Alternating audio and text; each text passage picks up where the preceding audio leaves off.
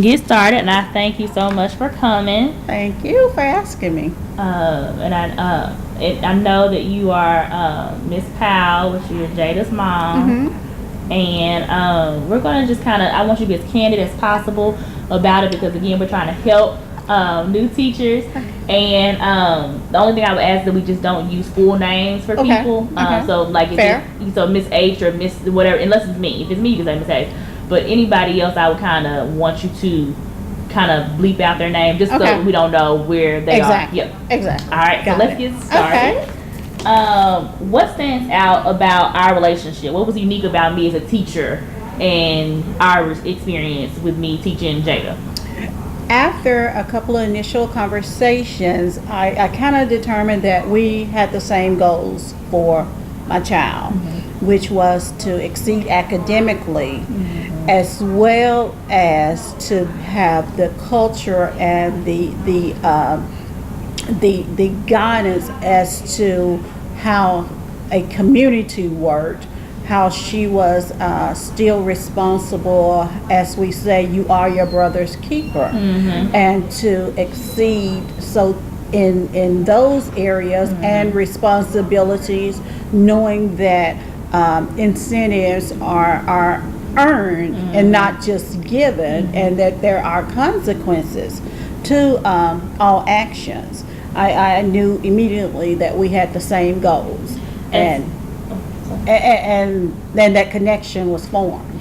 And so for you, the connection was Miss Hayes gives consequences, she gives incentives, she gives rewards, and she does that in a fair way. All in a fair way, all with the understanding of why, the explanation as to why. So as a parent, it's important for teachers to explain to your child and to you, if I give a reward or if I give a consequence, why are you giving that? And that should happen to the kid and to the parent. Exactly. Set the expectations up front. You know, these are the expectations.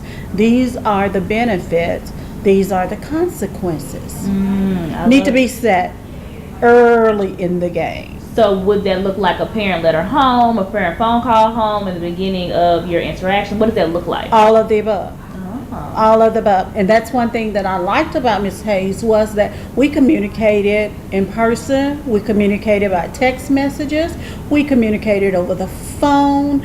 Our line of communication was wide open. I felt that, and I'm sure she felt too, that she can contact Ms. Powell at any time. I felt that I could contact Ms. Hayes at any time, and on a couple of occasions, I did kind of contact her after hours, before hours, and that made me comfortable knowing that, you know, I had full access to her. And I definitely, every time we talk on the phone, I always knew what we always agreed on what was the issue, what was going to be the next step. And like you said, anytime you called me, I was really ready and there, willing to be there for you. Exactly. And most important, the follow-up. Yeah. Oh, that was always a follow-up. This is what the action is going to be, and assured me that I did always got a follow-up.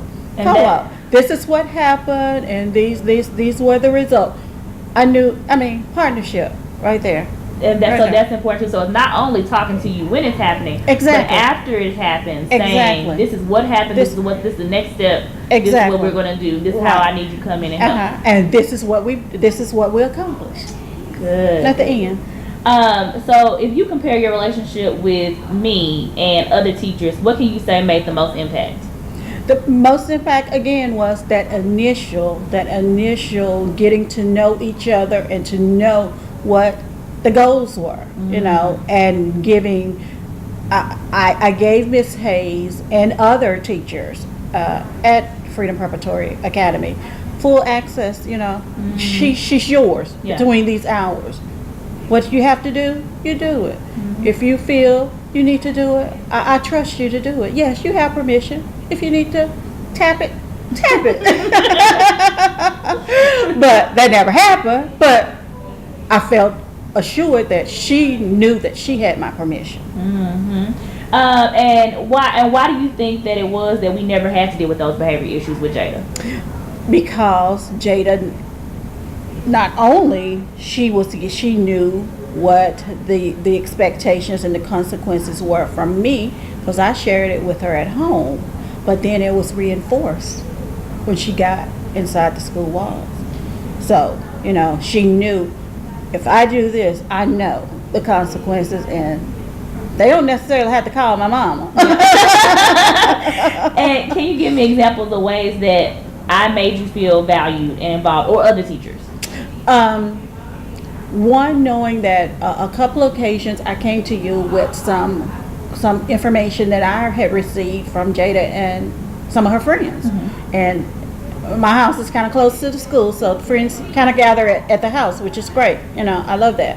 And I got some information about a situation that was getting ready to actually happen, and I felt pretty sure that it was going to happen. Mm-hmm. And I shared it with you in confidence, and you assured me that you would not reveal where that information came from. Mm-hmm.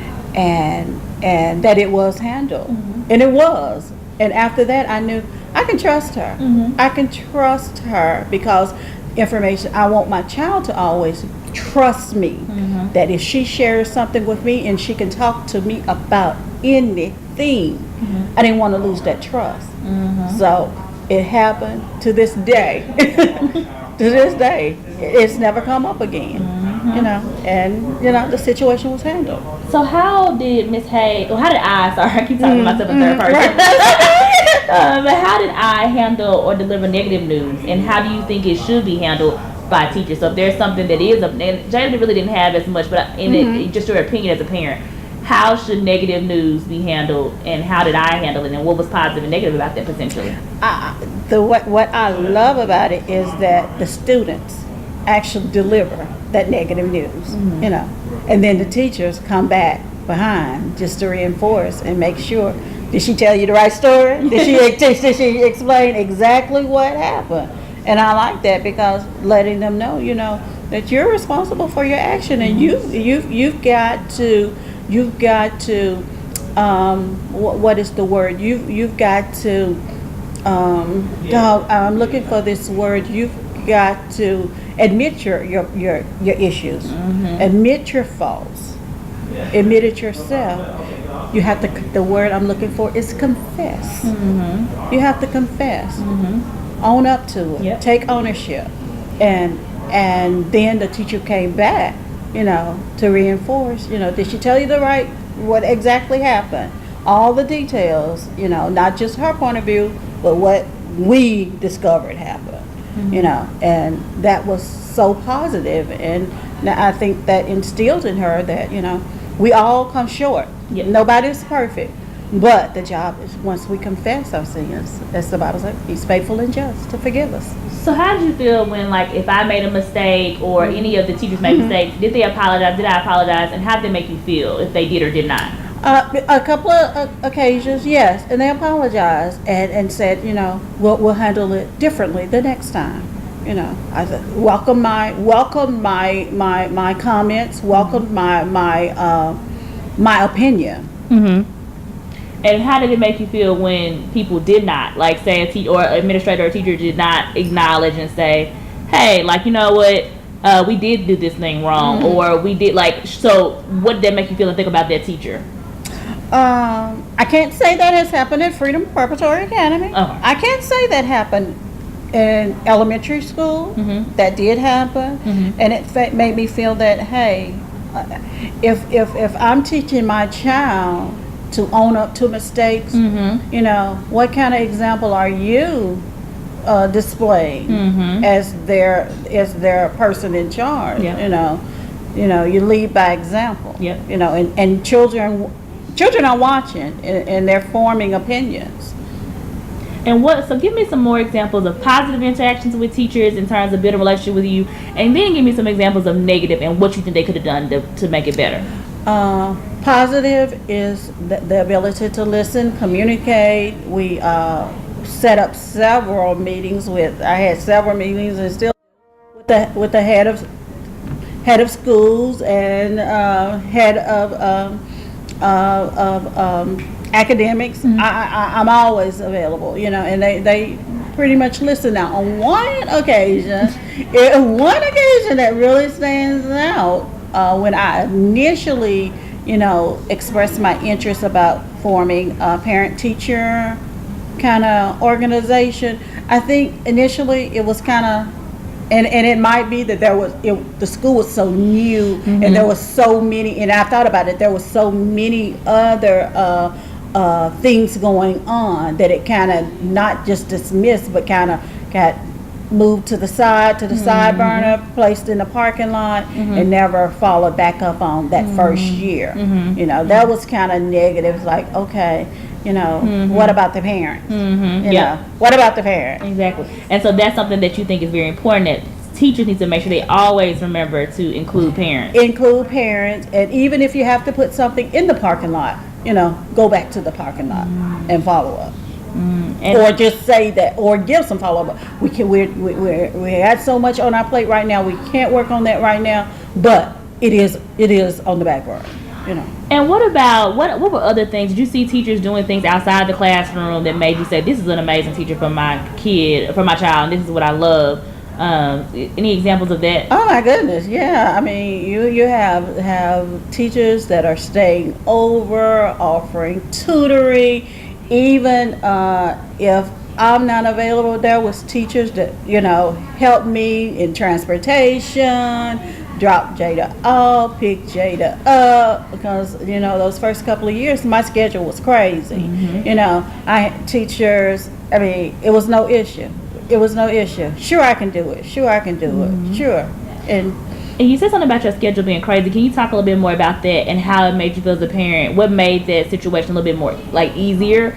Because I think sometimes when a parent, just speaking from my experience as a teacher, whenever I would call you didn't answer, I knew something else was going on. But how did we get to that place, and how did it make you feel when I was, a little bit more flexible in those moments when I'm like, I didn't call Miss Powell 3 times and she's not talking to me. What's going on?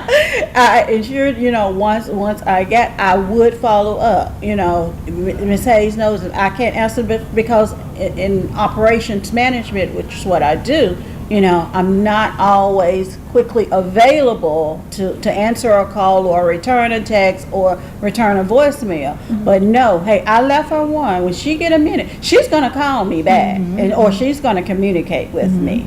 And that was very, very important to me, extremely important. All right. So last pieces of advice for these first year teachers that never taught before, that new to Memphis.